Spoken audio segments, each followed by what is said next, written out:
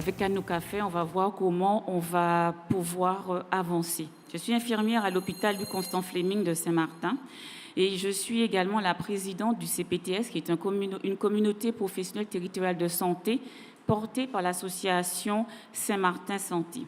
C'est pour vous situer un petit peu le contexte, parce qu'au niveau de Mediaport, vous allez voir que je vais passer de l'hôpital à la ville, parce qu'effectivement, je suis dans cette relation ville-hôpital de ma profession. Et avec le passage de l'ouragan Irma, j'ai été beaucoup, je ne dirais pas parce que nous étions toute une équipe de professionnels de santé médicaux et paramédicaux sur notre territoire, dans les différents quartiers et dans les sous-quartiers de l'île. Nous allons arriver au niveau du travail qu'ont effectué les associations sur le territoire. Il y a eu un travail en partenariat avec la collectivité. Une entraide qui a été généralisée, mobilisation active dans tous les quartiers et les sous-quartiers. Les habitants ont commencé à nettoyer, à déblayer les routes, à venir en aide aux plus démunis. L'aide et la distribution en collaboration avec les acteurs, avec les clubs services, les dons, denrées, etc., ça a été très, très, très rapide et on s'est tous mobilisés. Il n'y a pas eu d'étiquette, nous nous sommes mis ensemble. Donc, difficulté pour effectuer des distributions. Tout à l'heure, Monsieur Patrick Saint-Martin ou Dr Porté, comme je ne sais plus, parlait de cela. Pour pouvoir se déplacer sur le territoire, nous avons besoin de carburant. Quand on est soignant, il fallait que nous puissions avoir une carte sur notre véhicule disant que nous sommes soignants et on doit avoir accès aux stations-service. Et encore, c'était réservé qu'aux médecins, pas aux infirmiers. L'obligation de s'adapter aux décisions et organisations des instances extérieures.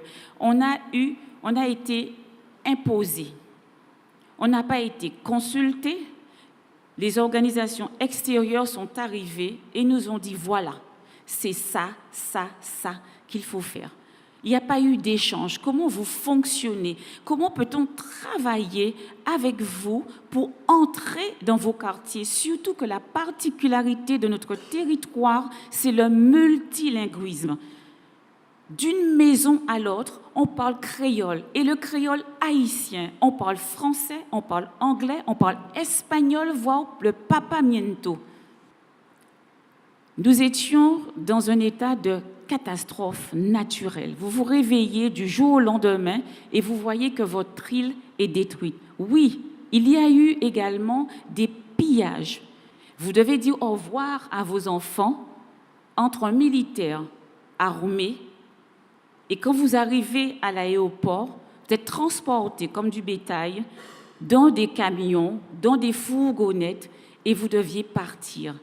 Là, je vous dis que c'est terrible. Nous n'étions pas en guerre. Il est vrai qu'il y a eu un phénomène de pillage, mais nous étions dans un domaine de catastrophe naturelle. Alors, un petit récapitulatif d'envergure pour l'avenir, parce que nous sommes ici, là, en retour d'expérience. On est là pour échanger, parce que nous sommes des Caraïbéens. Nous sommes nés dans les cyclones.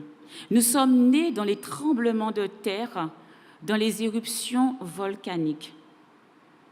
Qu'est-ce qu'on peut faire contre la nature?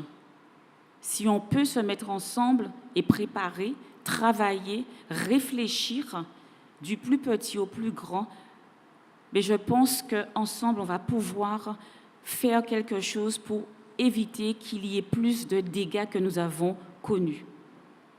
Un travail en collaboration dans le respect des missions de chaque instance. Une meilleure collaboration entre la collectivité et les instances nationales pour une meilleure évaluation et action sur le terrain. Prévoir plus de techniciens sur le terrain. Donner plus de moyens logistiques au personnel soignant pour intervenir. un travail en partenariat avec les différentes associations, quartiers, afin d'avoir un travail de proximité efficace. Lorsque vous sortez de Marigot avec ses particularités, vous ne connaissez pas Sandy Ground, vous ne connaissez pas quartier d'Orléans, vous ne pouvez pas entrer dans ces quartiers, dans ces sous-quartiers qui sont remplis d'une population migrante, si vous n'avez pas quelqu'un qui est un représentant du quartier. Donc, prévoir, revoir, je dirais, Dr Portekop, nos plans blancs individuels et améliorer nos pratiques. En conclusion, voilà cette image que nous avons et que le président a dit tout à l'heure, que nous allons renaître de nos cendres, le plan Phoenix. XXM Smile Again. On a fléchi, comme on dit chez nous, au compé gouillave. On a fléchi, mais on n'a pas cassé. C'est un début.